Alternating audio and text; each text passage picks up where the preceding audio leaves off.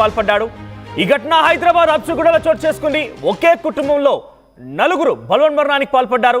నారాయణ కాలేజీలో లెక్చరర్గా పనిచేస్తున్న చంద్రశేఖర్ రెడ్డి భార్య కవితతో కలిసి ఉరివేసుకొని బలవన్మరణానికి పాల్పడ్డట్టు తెలుస్తోంది.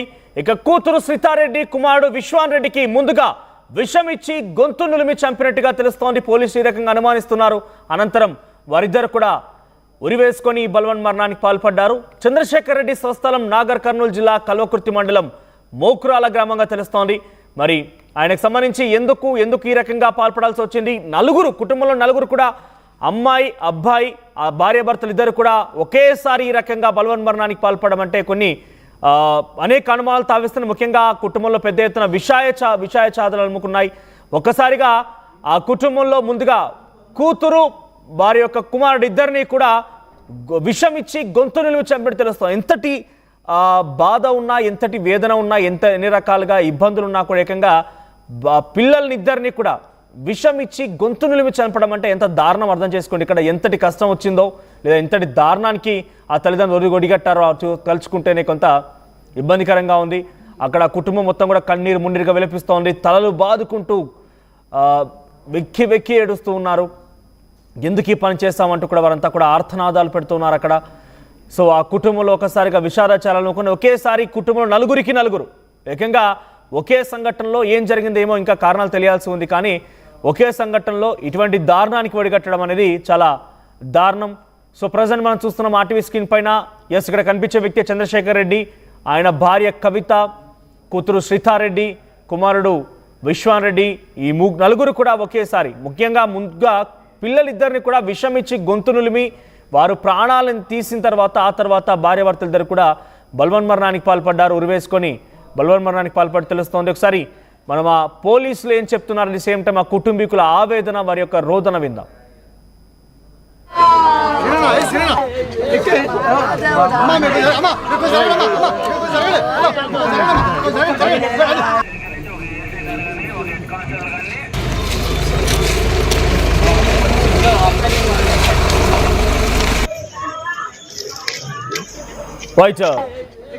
ఈ నలుగురు ఒకేసారి మరణం పైన పోలీసులు ఏం చెప్తున్నారు చూడండి.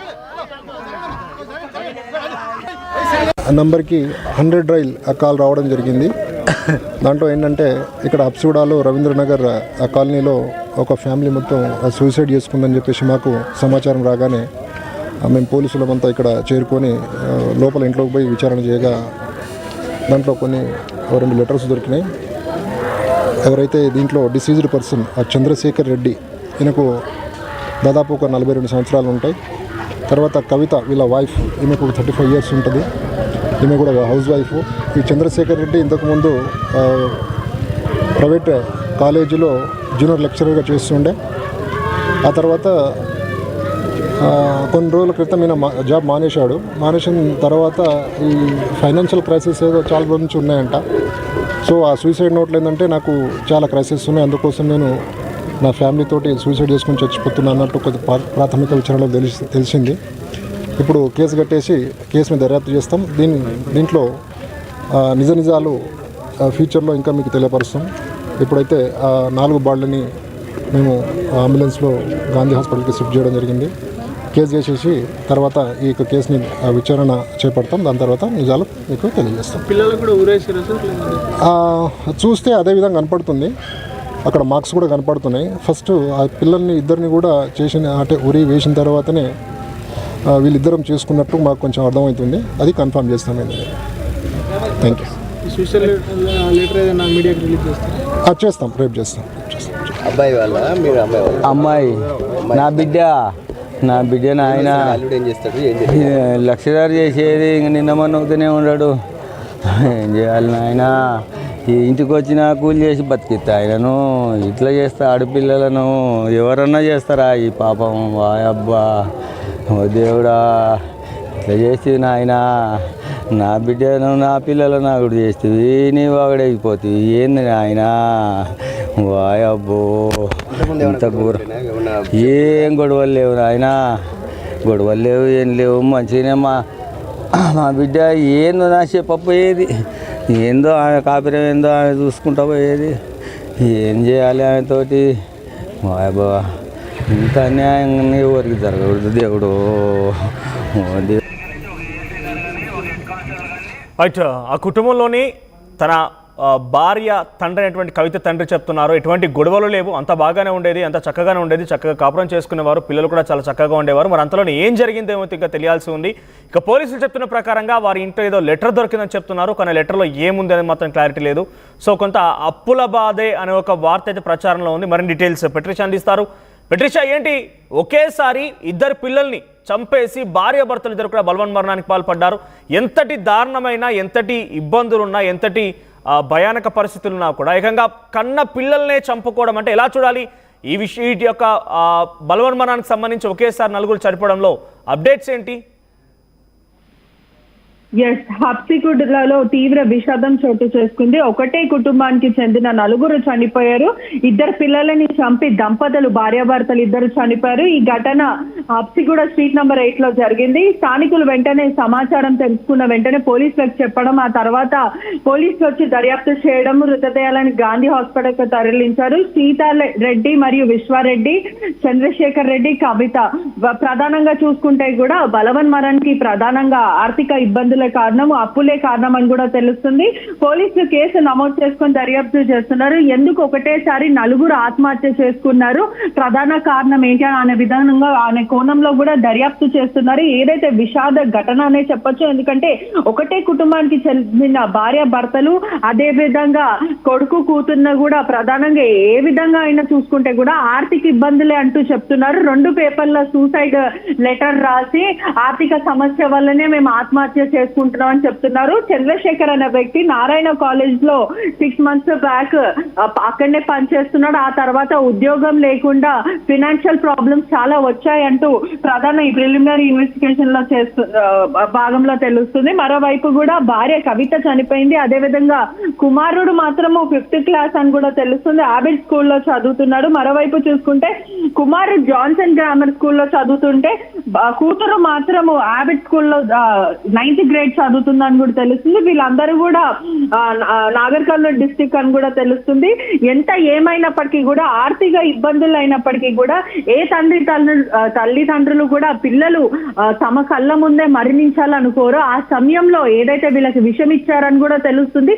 పిల్లలిద్దరికి కూడా విషం ఇచ్చారు. ఆ తర్వాత కూడా మళ్ళీ ఎక్కడ బ్రతికిపోతారనే ఒక ఉద్దేశంతో ఉరి వేసి వాళ్ళిద్దరు చనిపోయిన తర్వాతనే నిర్ధారించిన తర్వాతనే ఇద్దరు దాంపత్యులు ఆల్మొగ వాళ్ళు ఇద్దరు కూడా వైఫ్ అండ్ హస్బెండ్ ఉరి వేసుకొని మరీ చనిపోయారు. ప్రధానంగా ఏదేమైనప్పటికీ కూడా కళ్ళ ముందు అమ్మ నాన్న అంటూ అని ఉంటారు పిల్లలు కూడా. ఎందుకంటే ఆ పిల్లలకి అభం శుభం తెలియని పిల్లలకి కూడా, ఈ ప్రపంచం చూడని పిల్లలని కూడా కళ్ళ ముందే ఏ తల్లిదండ్రులు కూడా అనుకోరు పిల్లలు ఇద్దరిని చంపేసి మరీ చనిపోవాలనుకోవడం.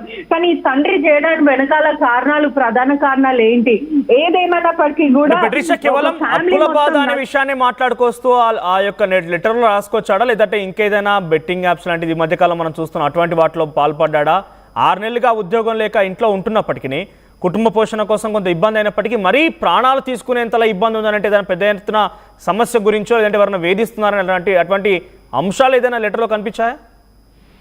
ఎస్, పోలీసులు అన్ని విధానంగా అన్ని కోణాలుగా దర్యాప్తు అయితే చేస్తున్నారు. ప్రధానంగా ఏదన్నా అంటే ఏదైతే 2 pages లో లెటర్ రాశారు, మనకున్న సమాచారం మేరకు కూడా ప్రిలిమినరీ ఇన్వెస్టిగేషన్ లో అప్పుల బాధ వల్లనే, ఫినాన్షియల్ ప్రాబ్లమ్స్ వల్లనే మేము నలుగురం చనిపోతున్నామంటూ ఎవరైతే తండ్రి ఉన్నారో భర్త చంద్రశేఖర్ క్లియర్ గా నోట్ లో రాశారని పోలీసులు అయితే చెప్పుకొచ్చారు. దీంట్లో ప్రధానంగా అసలు ఆ 2 pages లో లేఖలో ఏముంది, ఏవేవి పేర్కొని ఉన్నారో, లేకపోతే ఎవరైనా భయప్రాంతాలకు గురి చేశారా, ఇంకా ప్రధాన కారణం ఏమైనా ఉంటాయంటూ పోలీసులు దర్యాప్తు చేస్తున్నారు.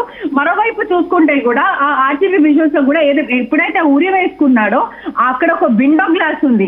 ఆ విండో గ్లాస్ కూడా ట్రాన్స్పరెంట్ ఉండడం వల్ల ఎదుట అంటే అటుపక్కన ఉన్న వాళ్ళకి కూడా మేము కనిపించొద్దంటూ టవాళ్ళు కట్టుకొని ఎవ్రీ వెంటిలేషన్స్ కి వాళ్ళు ఉన్న రూమ్స్ లలో ఏదైతే భర్త ఒక రూమ్ లో ఆత్మహత్య చేసుకున్నారు, భార్య ఇంకో రూమ్ లో ఆత్మహత్య చేసుకున్నారు, పిల్లలని ఆత్మహత్య చేసి అంటే ఏదైతే ఉరి వేసిన తర్వాత బెడ్ మీద పడుకోబెట్టి ఆ తర్వాత దంపతులు ఇద్దరు కూడా ఆత్మహత్య చేసుకున్నారు. దీంట్లో ప్రధానంగా నలుగురు కుటుంబ సభ్యులందరూ కూడా ఒకేసారిగా ఈ రకంగా బలవన్మరణానికి పాల్పడడం, ముఖ్యంగా ఆ పిల్లలు మనం బలవన్మరణానికి పాల్పడ్డారని చెప్పలేం.